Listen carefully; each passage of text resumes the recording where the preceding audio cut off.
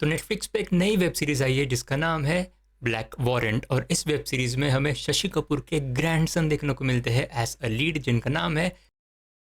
वैसे इस सीरीज़ की कहानी है तिहाड़ जेल के ऊपर। इंडिया का सबसे फेमस जो जेल है तिहाड़ जेल, उसके ऊपर इसकी कहानी है, और जो 1980s के दौर की हमें कुछ चैप्टर्स में कहानी सुनाती है। अब इसमें देखो, इसकी कहानी कुछ इस तरीके से लिखी गई है कि 7 एपिसोड्स है, सातों एपिसोड्स की लेंथ वही हमारी 40-45 मिनट्स है, और सारे के सारे 7 एपिसोड्स में हमें अलग अलग केस या फिर कुछ अलग अलग स्टोरी देखने को मिलती है। जैसे कि एक पूरी कोहेरेंट स्टोरी नहीं है लेकिन है भी, यानी कि ओवर द ईयर्स जो जो बड़े बड़े चीज़ें हुए थे उस तिहाड़ जेल के अंदर, उन सारे चीज़ों को एक एक एपिसोड उन्होंने डेडिकेट किया है। लेकिन इस सीरीज़ की सबसे अच्छी बात मुझे ऐसी लगी कि ये सीरीज़ एक बुक से इंस्पायर्ड है, और जो बुक के जो लेखक है वो है एक जेलर इस सेम जेल के, जिन्होंने इस जेल में करीब 35 साल तक काम किया था, और उनका रोल प्ले किया है जहान कपूर ने।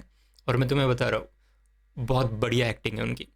जिस तरीके से उनका कैरेक्टर है, उनके कैरेक्टर के फिजिकलिटीज़ के हिसाब से he was a perfect fit I feel, क्योंकि जो उनका कैरेक्टर है तो वैसा बताया ही गया है शुरुआत से कि काफ़ी दुबला पतला सा है, गाली वगैरह देता नहीं है, बेसिकली एक टफ आदमी नहीं है। लेकिन on the other hand Tihar jail जो है वो सिर्फ सख्त लोगों के लिए ही है, स्ट्रॉन्ग लोगों के लिए है।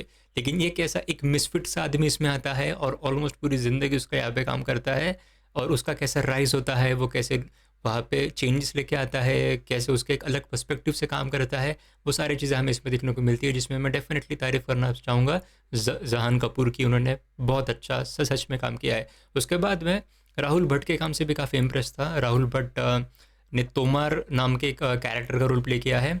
ही was very good is well. उनका जो चार्म था, ऑरा था, वो लग रहा था कि yes he is a boss boss type of आदमी। तो हाँ, he was very good as well. उसके बाद जैसे मैंने पहले बोला है कि ये जो पूरी सीरीज़ है ये एक बुक से इंस्पायर्ड है, और जिस बुक के लेखक है सुनील क्या नाम था उनका, सुनील गुप्ता। सुनील गुप्ता जो इस जेल में काम करते थे, जो इस जेल के जेलर थे। सो बिकॉज ऑफ दिस जो पूरे इंटरनल पॉलिटिक्स होते हैं इस तिहाड़ जेल के, वो हमें फर्स्ट हैंड उसका एक्सपीरियंस हमें देखने को मिलता है, और जो काफ़ी आपको दिमाग आपका हिला के रख देंगे कि इतना कैसा कुछ हो सकता है। मतलब एक लाइन है इसमें सीरीज़ में, मैं एग्जैक्टली लाइन नहीं बता रहा हूँ, लेकिन एक लाइन है स्टार्टिंग में ही आती है कि जेल को जेलर नहीं चलाते हैं लेकिन कैदी चलाते हैं। अब इस एक लाइन में ही बहुत सारी चीज़ें छुप के रखी है जो इस पूरे सीरीज़ में हमें देखने को मिलती है। दर लिटरली जेलर रन ही नहीं करता है, अंदर के कैदी ही रन करते हैं। तो अब सोचो कि कैसा हो सकता है। फिर उसके बाद भी कैदी के बीच में ही उनके अलग अलग गैंग बन के रखे हैं, फिर उनके गैंग के बीच में कैसे पॉलिटिक्स वगैरह होते हैं वो भी हमें देखने को मिलता है, जो सच में इंटरेस्टिंग भी है। और आई थिंक जो इसका सेकंड एपिसोड था, उस सेकंड एपिसोड में एक फांसी के ऊपर है पूरा चैप्टर, पूरा एपिसोड। वो मुझे बहुत अच्छा एपिसोड लगा। हर एक एस्पेक्ट में वो एपिसोड बहुत ही बेहतरीन था, और एक अच्छी तरीके से हमें सेटअप करके रखता है कि हाँ ये सीरीज़ सच में कुछ अच्छी है। बाकी ये कहानी 1980s की है, तो हमें काफ़ी हद तक लगता है कि हम ट्रांसपोर्ट हो चुके हैं 1980s में। लेकिन इसमें एक चीज़ थी कि हम जेल के बाहर की दुनिया बहुत ही कम बार देखते हैं, जिसकी वजह से वो एक पूरा फील आता नहीं है 1980s का। लेकिन फिर भी कुछ कुछ मोमेंट्स पे उन्होंने कुछ कुछ इंसर्ट्स यूज़ करे हैं। फॉर एग्जांपल वो किस्मी वाला चॉकलेट, उसको एक बार दिखा दिया। फिर टेलीफोन तो वो है ही, लेकिन मैगी का जब इंट्रोडक्शन हुआ था तो मैगी का पैकेट दिखा दिया। तो ऐसे कुछ कुछ उन्होंने फिर भी ट्राई करा है to give us the feel of core 80s। लेकिन हैविंग सेड दैट, हम जेल के बाहर कम ही जाते हैं, जिसकी वजह से वो पूरा 80s वाला फील आता नहीं है।